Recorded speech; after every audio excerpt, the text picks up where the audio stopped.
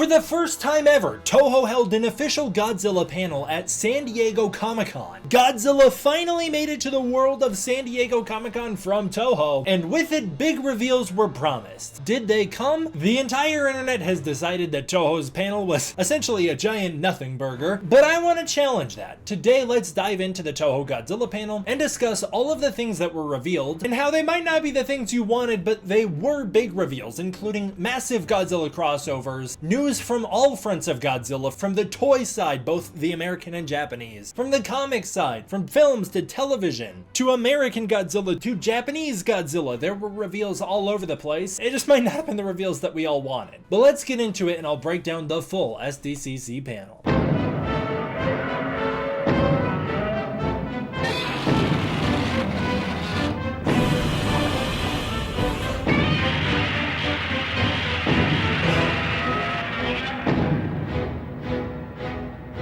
Alrighty, I'm going to try and speed run this video because I am going to be busy the next few days. I'm going to be on set, and so I will not be having time to make videos. So, in order to make sure that I can get at least some content out over the time I'm gone, I'm going to try and make this one nice and quick. Starting out with some artwork like always. I'll almost skip to the art section, but this one's going to be relevant later on in the video. This is the only piece I'll show off today. This is Bob Eggleton's incredible Godzilla -1 piece. Anytime Bob Eggleton does artwork, it's always like just the most astounding thing you've ever seen. I believe this is all hand painted on canvas, looking freaking phenomenal with Godzilla -1 coming out of the water here. The whole thing's so good. This picture is insane. Every time Eggleton does work, it's so good. Eggleton's a master. Obviously, he's produced lots of G-Fan magazine artwork, lots of book art over the years. He's worked professionally in the Godzilla space forever, and you can see why. That will come up later, so just figured I'd show that off.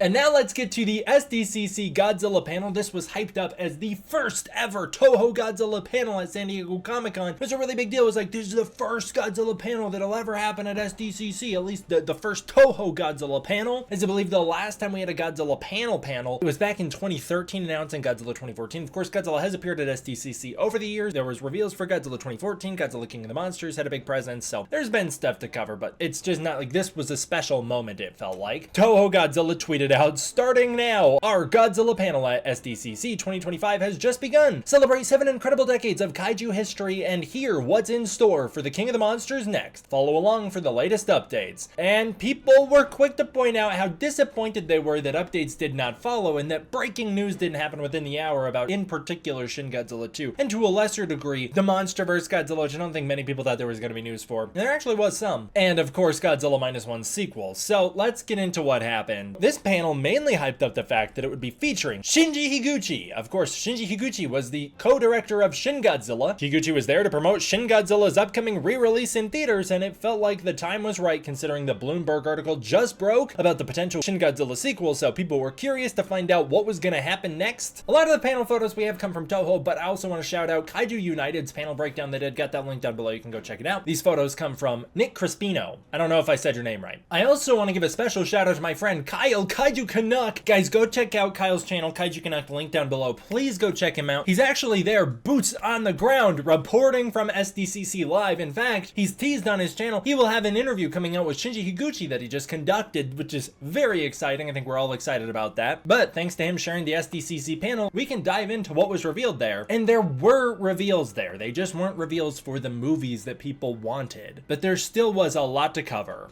I also personally don't think Toho hyped up that there was going to be big Shin Godzilla reveals. Of course, they did use that Shin Godzilla picture, but it was because Shinji Higuchi's there and they were talking about the Shin Godzilla re-release, which is about to hit theaters, so it makes sense. But I feel like people set the bar in their heads too high, and so they were easy to be let down, but we did get a lot. So let me run through it all. Please go check out the original panel down below. Even if you just go show that video some love by giving us some likes so that the Comic-Con panel can get more out there, I'd really appreciate that. Go show Kaiju Canuck some love. But running through this, they start out with an announcement on all the SDCC figure exclusives. This starts with the reveal of the SHMA Godzilla 2023 exclusive. They have a little showcase on that. They then move to announcing the Movie Graphics Plus line of SHMA Godzilla figures, which were on display there. These are SHMA Godzilla figures that come with poster displays, and the first step in that line is going to be Godzilla 89, then Shin Godzilla Awakening, then Godzilla 1954, and Godzilla 2014. This is basically a way to re-release those figures for people who missed them and get them out there in a new, fresh way. They also announced that the pre-orders have opened on Godzilla 89 line in Shin Godzilla. They then announced that Ichiban Show will be doing a King Ghidorah 1991, which looks fantastic. The new wave of Ichiban Show Monsterlize, a master modeling fusion Godzilla line, is coming out. These look wonderful. They start out by revealing that these are over 7 inches tall. Obviously, these are in the Ichiban Show line, which means they're going to be incredibly high quality. There's a Space Godzilla, Mechagodzilla 1975, the one from Terra Mechagodzilla, and Shin Godzilla with the atomic glow and that jaw split open. Very cool stuff. Next up is the articulated Bandai Namco Destroya. Cool that that new Bandai Namco articulated action figure line is moving beyond just Godzilla himself. Finally, the NYCC Golden Godzilla from that same Bandai Namco articulated line returns with SDCC exclusive photo posters with it. They're back on sale basically. So if you missed out at New York Comic Con, now is your chance to get them. Mondo was up next. Mondo had a little panel. Again, see, these are reveals. They're figure reveals, they're comic reveals. There's more reveals we'll talk about later. It's just maybe not the reveals people wanted, but to say nothing was revealed at this panel is a complete lie. Things were revealed here. Mondo really came to bat. Mondo's doing incredible work. They revealed new posters, artistic colored and modeled figures. Great stuff. I love that they do that. And a Godzilla #1 Marvel Comics cover poster. That's great. They reveal lots of their art and announce that they are trying to build relationships with individual artists going forward. And a lot of the time they find these artists by going to conventions and seeking through the artist alley, looking for artists with very unique styles that can join their team. They then shout out Bob Eggleton, who they have just partnered with, and they're doing some collaborative artwork with him, which is why I brought him up at the start. They also shout out that they're working with Jesse Hernandez, aka Urban Aztec, on creating some very unique Godzilla figures. These have such a perfect style to them. They're so good. I really love these Urban Aztec ones. They're so freaking cool. And then they shout out their records and how much work goes into them. And those records are very nice. I'm very glad they do those. I collect all of those. Next up is Super 7 with the Godzilla Station reveals. They announced that they're doing the Godzilla Station Godzilla Takeover pop-up store in San Diego, and they hype up all of the exclusives they got there, from figures to posters to apparel. It is really cool that they did this. I'll talk more about that in future videos, but very cool stuff.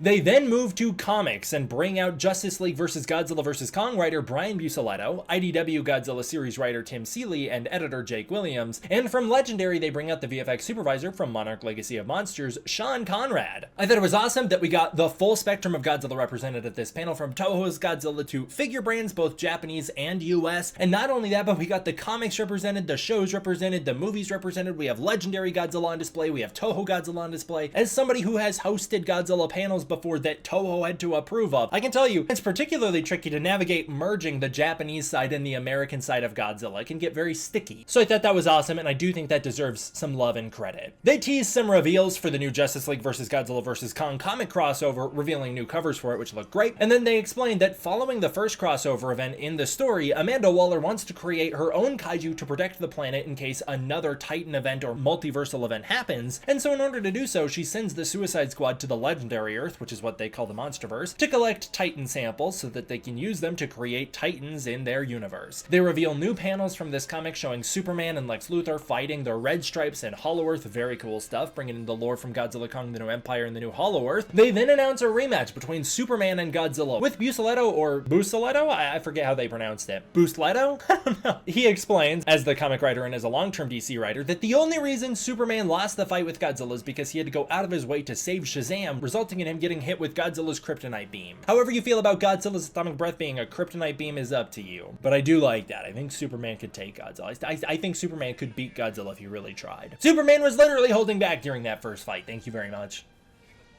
Next up, we got IDW coming to bat. IDW is producing more Godzilla content than ever before. So many freaking Godzilla comics running all at once, from Here There Be Aliens and Here There Be Dragons 2 to Power Rangers to whatever else. It's actually so overwhelming that I'm so behind on IDW comics. I literally don't even know which ones I'm missing now. I cannot keep up with them. But one thing I'm very excited about is the new Kai-Sei series. This is 3 interconnected comics that take place in the same universe. This is the first time that's ever been done in the Godzilla space. We've never had 3 comic series taking place in the same universe coming out at the same time. It's so freaking cool. They say that this is the first full comic universe built around Godzilla. This comic takes place 70 years after the first film, they say, but it doesn't sound like the first film itself is technically canon to this storyline. In this timeline, which I'm only just now learning about for the first time because I have been so behind on Toho Godzilla news, in this timeline, humanity discovers an energy source called Kai-Sei in the 50s that awakened Godzilla and the kaiju, and for the past 70 years, they've been regularly attacking forces, and humanity has had to evolve rapidly in order to survive. Kai-Sei has changed the world, giving people special powers, superpowers, abilities, mutating people, and completely shifting government dynamics. Godzilla is stated to be the only character that can consume and control Kai-Sei, and then a boy Jason appears, who also has the ability to control the energy, as well as has a mission to take on and take down Godzilla. This reminds me a little bit of the archetype from Godzilla Singular Point, but one thing I'm very excited about is this Kai-Sei series is really doing brand new stuff we've never seen with the Godzilla brand before. It's really pushing the IP in new and creative ways that I think is going to really help open doors in the future for brand new stories to be told on film. In fact, this next one I think is so freaking cool. Their next series is called Starship Godzilla, and in this series, it sends the characters into space. This series follows a crew who takes on kaiju-based missions in space by using a Starship Mechagodzilla Kiryu that goes into space in order to take on intergalactic kaiju threats, taking the fight to them on their home turf. That is so freaking sick. I hope we can explore the world of King Ghidorah and Gigan in this universe. I would love to see that. It'd be the first time we ever get that depicted. And then they announced Godzilla Escape the Death Zone, their next comic. This is the third comic line in this Kai-Sei series. The Americans lose the Cold War in this timeline because they discovered Kai-Sei energy, and they were so obsessed with developing it that they actually wound up blowing up a huge part of the country. So where the Pacific Northwest used to be is now a walled-off dead zone where Kai-Sei energy runs rampant, changing the landscapes and environments. This is described as Mad Max meets Over the Garden Wall, which is an insane tonal comp. I never thought to hear those two things brought together. I certainly never thought Over the Garden Wall meets Godzilla, but that is very exciting. I really like that show. And this follows a half-man, half-kaiju character who goes place to place and meets all sorts of creatures and people with different powers, such as some people who can body morph into kaiju to take control of them. Very cool stuff. And then it's revealed that the new villain of the Kai-Sei series is called Lament or Lament. I couldn't quite tell what he said, but it's a kaiju with intelligence and reasoning of a man, including the ability to speak English. I think that's awesome. This is a kaiju the size of Godzilla with the intelligence of a man with the sole desire to kill Godzilla. I think that is so freaking cool, and I cannot wait to see that play out.